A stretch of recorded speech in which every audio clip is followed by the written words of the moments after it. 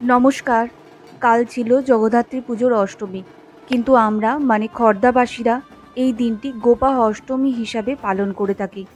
এই দিন শ্রী শ্রী রাধা শ্যামসুন্দরজিউ মন্দির থেকে বেরিয়ে চতুর্দোলায় চেপে গোষ্ঠ মন্দিরে যান গোষ্ঠ করতে, আর যাবার পথে সকল বাড়ি থেকে প্রসাদ গ্রহণ করেন। প্রসাদে থাকে ওনার পছন্দের মাখন, মিছরি, মিষ্টি, মালপোয়া ও বিভিন্ন রকমের ফলমূল।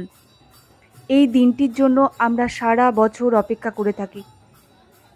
এই রীতি 200-300 বছর ধরে চলে আসছে বলে শুনেছি আমার শ্বশুরবাড়ির সবার কাছ থেকে।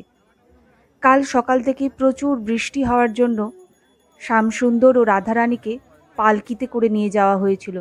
গোষ্ঠ কী, কেন হয়, কি করে আমরা পালন করি, সব কিছু নিয়ে আসছি একটি বড় ভিডিও।